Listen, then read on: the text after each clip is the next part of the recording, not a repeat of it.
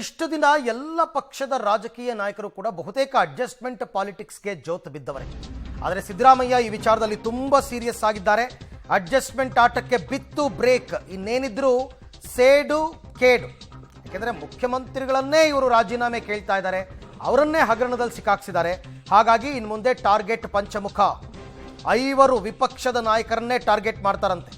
ರಾಜಕೀಯ ಕೆಸರೆರಚಾಟಕ್ಕೆ ರೆಡಿಯಾಗಿ ಅಂತ ಸಿಎಂ ಸಿದ್ದರಾಮಯ್ಯ ಸಂದೇಶ ಕೊಟ್ಟಿದ್ದಾರೆ ತಮ್ಮ ಪಕ್ಷದ ನಾಯಕರಿಗೆ. ಮೊದಲು ಪೊಲಿಟಿಕಲ್ ಚಾರ್ಜ್, ನಂತರ ಕಾನೂನು ಹೋರಾಟ. ಸಮರಕ್ಕಿಳಿಯೋದಕ್ಕೆ ಸಿದ್ದು ಕ್ಯಾಬಿನೆಟ್ ತಯಾರಿ ಮಾಡಿಕೊಂಡಿದೆ. ಹಳೇ ಫೈಲು, ಆದರೆ ಈಗ ಹೊಸ ಗೇಮ್. ಅಂದರೆ ಹಳೆಯ ಕೇಸ್ಗಳನ್ನೆಲ್ಲ ಕೆದಕಿ ಅದನ್ನು ತನಿಖೆಗೆ ಒಳಪಡಿಸಿ ತಪ್ಪಿತಸ್ಥರಿಗೆ ಶಿಕ್ಷೆ ಕೊಡಿಸಬೇಕು. ಇವರ ಆಟಾಟೋಪಕ್ಕೆ ಬ್ರೇಕ್ ಹಾಕಬೇಕು. ಇದು ಸಿದ್ದರಾಮಯ್ಯನವರ ನೆಕ್ಸ್ಟ್ ಟಾರ್ಗೆಟ್. ಅದಕ್ಕೋಸ್ಕರನೇ ಎಲ್ಲ ನಾಯಕರಿಗೂ ಕೂಡ ಸವಾಲು ಕೊಟ್ಟಿದ್ದಾರಂತೆ. ಕಾಂಗ್ರೆಸ್ ನಾಯಕರಿಗೆ HDK, ಯಡಿಯೂರಪ್ಪ, ವಿಜಯೇಂದ್ರ, ಅಶೋಕ್ ಮತ್ತು ಬೊಮ್ಮಾಯಿ ಇವರನ್ನೇ ಟಾರ್ಗೆಟ್ ಮಾಡಬೇಕು. ಹಳೆ ಕೇಸ್ ಫೈಲ್ಗಳ ಬಹಿರಂಗ ಸಮರ ಸಾರೋದಕ್ಕೆ ಸಿದ್ದು ಕ್ಯಾಬಿನೆಟ್ ಅಸ್ತ್ರವನ್ನು ಹೂಡ್ತಾ ಇದೆ. ರಾಜಕೀಯ ದಾಳಿಗೆ ಎಲ್ಲ ಸಚಿವರ ಸ್ಪಷ್ಟ ಸಂದೇಶ ರವಾನಿಸಿದ್ದಾರೆ ಸಿದ್ದರಾಮಯ್ಯ. ಯಾರು ಯಾರನ್ನೂ ಬಿಡಬೇಡಿ, ಯಾರ್ದು ಅಡ್ಜಸ್ಟ್ಮೆಂಟ್ ಪಾಲಿಟಿಕ್ಸ್ ಬೇಡ, ನೇರವಾಗಿ ಟಾರ್ಗೆಟ್ ಮಾಡಿ. ಹಾಗಾಗಿ ಮುಂದಿನ ವಾರದಿಂದ ವಿಪಕ್ಷಗಳ ನಾಯಕರತ್ತ ಪೊಲಿಟಿಕಲ್ ಚಾರ್ಜ್ ಶೀಟ್ ಬೀಳುತ್ತೆ. ಮುಂದಿನ ವಾರ ಯಾಕೆ, ಹೆಚ್ಚು ಕಡಿಮೆ ನಾಳೆ ಭಾನುವಾರ ಇರೋದ್ರಿಂದ ಸೋಮವಾರದಿಂದನೇ ಶುರು. ಮೂಡಾ ಹಗರಣ, ವಾಲ್ಮೀಕಿ ಹಗರಣ ಆರೋಪದಲ್ಲಿ ವಿಪಕ್ಷಗಳ ನಡೆಗೆ ಸಿದ್ದು ತಿರುಗುಬಾಣಾಸ್ತ್ರವನ್ನು ಹೂಡ್ತಾರೆ ಅಂತಕ್ಕಂಥದ್ದು ಸಹಜವಾಗಿ ಅದು ನಿನ್ನೆ ಅವರ ಸಮಾವೇಶದ ಮಾತುಗಳಲ್ಲೇ ಅರ್ಥವಾಗ್ತಾ ಇತ್ತು. ತುಂಬ ಭಾವನಾತ್ಮಕವಾಗಿ, ತುಂಬ ಸಿಟ್ಟಲ್ಲಿ, ತುಂಬ ಆಕ್ರೋಶದ ಮಾತುಗಳನ್ನು ಸಿದ್ದರಾಮಯ್ಯನವರು ನಿನ್ನೆ ಆಡಿದ್ದಾರೆ. ಅದರ ಅರ್ಥ ಮುಂದಿನ ದಿನಗಳಲ್ಲಿ ನಾನು ಇದೆಲ್ಲವನ್ನು ಕೂಡ ನೋಡ್ಕೋತೀನಿ ಅನ್ನೋ ಲೆಕ್ಕಾಚಾರ. ಈ ಬಗ್ಗೆ ಮತ್ತಷ್ಟು ಮಾಹಿತಿ ನನ್ನ ಕೊಲೀಗ್ ಶ್ರೀನಿವಾಸ್ ಅವರಿಂದ ಪಡ್ಕೊಳ್ಳೋಣ. ಶ್ರೀನಿವಾಸ್, ಸದನದಲ್ಲೇ ಬಿಜೆಪಿ ಮತ್ತು JDS ಸರ್ಕಾರದ 21 ಹಗರಣಗಳ ಪಟ್ಟಿಯನ್ನು ಮಾಡಿದರು.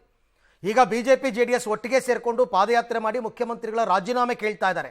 ಅದಕ್ಕೆ ಪ್ರತ್ಯಸ್ತ್ರವಾಗಿ ಈ ಹಗರಣಗಳನ್ನು ಮತ್ತಷ್ಟು ತನಿಖೆಗೆ ಒಳಪಡಿಸೋದು, ತಾರ್ಕಿಕ ಅಂತ್ಯಕ್ಕೆ ತಗೊಂಡೋಗೋದು, ಇದೆಲ್ಲ ಸಿದ್ದರಾಮಯ್ಯನವರ ಬತ್ತಳಿಕೆನಲ್ಲಿ ಇದೆಯಾ ಅಥವಾ ಬೇರೆ ಏನಾದರೂ ಪ್ಲಾನಾ? ಅರವಿಂದ್, ಹೌದು, 21 ಹಗರಣಗಳ ಕುರಿತು ಸದನದಲ್ಲಿ ಸಿದ್ದರಾಮಯ್ಯನವರು ಬಿಜೆಪಿ ಮತ್ತೆ JDS ಮೇಲೆ ಆರೋಪ ಮಾಡಿದ್ರು. ಯಾವಾಗ ಮೂಡ ಮತ್ತೆ ವಾಲ್ಮೀಕಿ ಕೇಸನ್ನ ಬಿಜೆಪಿ JDS ದೊಡ್ಡ ಮಟ್ಟದಲ್ಲಿ ತೆಗೆದುಕೊಂಡು ಹೋಗ್ತಿದೆಯೋ ಇದನ್ನು ಕೂಡ ನಾವು ರಾಜಕೀಯವಾಗಿ ಟ್ಯಾಕಲ್ ಮಾಡಬೇಕು ಅನ್ನುವಂಥದ್ದು ಸಿದ್ದರಾಮಯ್ಯನವರ ಲೆಕ್ಕಾಚಾರ. ನೆನ್ನೆ ಕೂಡ ನೀವು ಹೇಳಿದಾಗೆ ಭಾವನಾತ್ಮಕವಾಗಿ ಅಗ್ರೆಸಿವ್ ಆಗಿ ಸಿದ್ದರಾಮಯ್ಯನವರು ಮಾತನಾಡಿದ್ರು. ಅದರ ಮುಂದುವರೆದ ಭಾಗವಾಗಿ ಯಾವೆಲ್ಲ ಹಗರಣಗಳ ಆರೋಪಗಳನ್ನು ಮಾಡಿದ್ರು, ಸೊ ಆ ಹಗರಣಗಳ ಆರೋಪವನ್ನ ತಾರ್ಕಿಕ ಅಂತ್ಯಕ್ಕೆ ತೆಗೆದುಕೊಂಡು ಹೋಗಬೇಕು ಅನ್ನುವಂಥದ್ದು ಸಿದ್ದರಾಮಯ್ಯನವರ ಲೆಕ್ಕಾಚಾರ. ಹಾಗಾಗಿನೇ ಎಲ್ಲಾ ಇಲಾಖೆಯ ಸಚಿವರಿಗೆ ಯಾವ್ಯಾವ ಹಗರಣಗಳಾಗಿದ್ದಾವೋ ಎಲ್ಲದರ ತನಿಖೆ ಆಗಲೇಬೇಕು ಅನ್ನುವಂತಹ ಸೂಚನೆಗಳನ್ನು ಕೊಟ್ಟಿದ್ದಾರೆ ಸಿಎಂ ಅವರು ಅನ್ನುವಂತಹ ಮಾಹಿತಿಗಳು ಲಭ್ಯವಾಗಿದ್ದಾವೆ. ಪ್ರಮುಖವಾಗಿ 5 ನಾಯಕರು ಅಂದ್ರೆ ಸರ್ಕಾರದ ವಿರುದ್ಧ ಮುಗಿಬಿದ್ದಿರುವಂತಹ ಕುಮಾರಸ್ವಾಮಿ ಅವರು, ಯಡಿಯೂರಪ್ಪನವರು, ಬಸವರಾಜ ಬೊಮ್ಮಾಯಿ, ವಿಜಯೇಂದ್ರ ಅವರು, ಅಶೋಕ್ ಅವರು, ಇವರ ವಿರುದ್ಧ ತನಿಖೆಗಳ ಅಸ್ತ್ರವನ್ನ ಹೂಡುವಂಥದ್ದು. ಯಾವೆಲ್ಲ ಹಗರಣಗಳಿದ್ದಾವೋ ಅದರ ತನಿಖೆಯನ್ನ ಮಾಡಿ ತಪ್ಪಿಸತ್ತರು ಅನ್ನುವಂತಹ ಕ್ರಮ ಬಂದ್ರೆ ಅವರ ವಿರುದ್ಧ ಕಾನೂನಾತ್ಮಕವಾಗಿ ಹೋರಾಟ ಮಾಡೋಣ ಅನ್ನುವಂಥದ್ದು ಸಿದ್ದರಾಮಯ್ಯನವರ ಲೆಕ್ಕಾಚಾರ. ಒಂದ್ ಕಡೆ ರಾಜಕೀಯವಾಗಿ ಟಾರ್ಗೆಟ್ ಮಾಡೋದು, ಅದರ ಜೊತೆಗೆ ಕಾನೂನಾತ್ಮಕವಾಗಿ ಅವರನ್ನ ಟ್ಯಾಕಲ್ ಮಾಡುವಂತಹ ಲೆಕ್ಕಾಚಾರವನ್ನ ಸಿಎಂ ಅವರು ಹಾಕೊಂಡಿದ್ದಾರೆ. ಹಾಗಾಗಿ ಬಹುಶಃ ಮುಂದಿನ ವಾರದಿಂದನೇ ಈ ರೀತಿಯಾದಂತಹ ವಿಪಕ್ಷಗಳ ಮೇಲೆ ಆಪರೇಷನ್ ಅನ್ನು ಶುರು ಮಾಡ್ಕೊಳ್ಬಹುದು. ಸೊ ಮುಂದೆ ಯಾವ ರೀತಿಯಾಗಿ ಇದು ರಾಜಕೀಯವಾಗಿ ತಿರುಗಿಕೊಳ್ಳುತ್ತೆ ಅನ್ನುವಂಥದ್ದನ್ನ ಕಾದ್ ನೋಡ್ಬೇಕಾಗತ್ತೆ ಅರವಿಂದ್. ಬಟ್ ಶ್ರೀನಿವಾಸ, ಈಗ ಒಂದು ಕಾಂಗ್ರೆಸ್ ಸರ್ಕಾರ ಅಧಿಕಾರಕ್ಕೆ ಬಂದಾಗ್ಲೇನೆ ಸಿದ್ದರಾಮಯ್ಯನವರು, DK ಶಿವಕುಮಾರ್ ಈ ಮಾತನ್ನಾಡಿದ್ರು. ಬಿಜೆಪಿ ಮತ್ತು JDS ಕಾಲದ ಎಲ್ಲ ಹಗರಣಗಳ ತನಿಖೆ ಮಾಡಿಸ್ಬಿಡ್ತೀವಿ, ತಪ್ಪಿತಸ್ಥರಿಗೆ ಶಿಕ್ಷೆ ಕೊಟ್ಬಿಡ್ತೀವಿ ಅಂತ. ಸರ್ಕಾರ ರಚನೆಯಾಗಿ 14-15 ತಿಂಗಳಾಗ್ತಾ ಬಂತು. ಇಲ್ಲಿ ತನಕ ಸುಮ್ಮನಿದ್ದವರು ಈಗ ಮತ್ತೆ ಅದೇ ಮಾತಾಡ್ತಾ ಇದ್ದಾರೆ. ಹಾಗಾದ್ರೆ ಇಲ್ಲಿ ತನಕ ಅವ್ರು ಮಾಡೋದು ಅಡ್ಜಸ್ಟ್ಮೆಂಟ್ ಪಾಲಿಟಿಕ್ಸ್ ಅಂತ? ಅರವಿಂದ್, ಹೌದು, ಇಷ್ಟು ದಿನ ಅಡ್ಜಸ್ಟ್ಮೆಂಟ್ ಪಾಲಿಟಿಕ್ಸ್ ಆಗ್ತಿದೆ ಅನ್ನುವಂಥದ್ದು ಎಲ್ಲಾ ಕಡೆ ಚರ್ಚೆ ಆಗ್ತಿತ್ತು.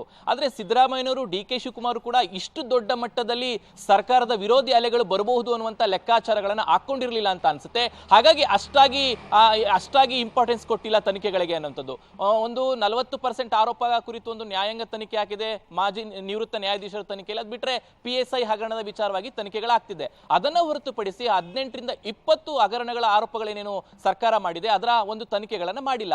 ಎಲ್ಲ ಒಂದ್ ಕಡೆ ಮಾತುಗಳು ಕೇಳಿ ಬರ್ತಿದ್ದಾವೆ, ಅಡ್ಜಸ್ಟ್ಮೆಂಟ್ ಪಾಲಿಟಿಕ್ಸ್ ಬಿಜೆಪಿ JDS ಕಾಂಗ್ರೆಸ್ಗಳ ಮಧ್ಯೆ ಅನ್ನುವಂಥದ್ದು. ಹಾಗಾಗಿ ಈಗ ಆ ಪ್ರವೃತ್ತಿಯನ್ನ ಬಿಟ್ಟು ನಿಜವಾಗ್ಲೂ ಅಗ್ರೆಸಿವ್ ಆಗಿ ಹೋಗಿ ತನಿಖೆಗಳನ್ನ ಮಾಡಿ ವಿಪಕ್ಷ ನಾಯಕರನ್ನ ಸಿಕ್ಕಿ ಹಾಕಿಸುವ ಮೂಲಕ ತಮ್ಮ ಮೇಲೆ ಏನು ಇಮೇಜ್ ಅನ್ನ ಡ್ಯಾಮೇಜ್ ಮಾಡುವಂತ ಪ್ರಯತ್ನವನ್ನ ಮಾಡ್ತಿದ್ದಾರೆ.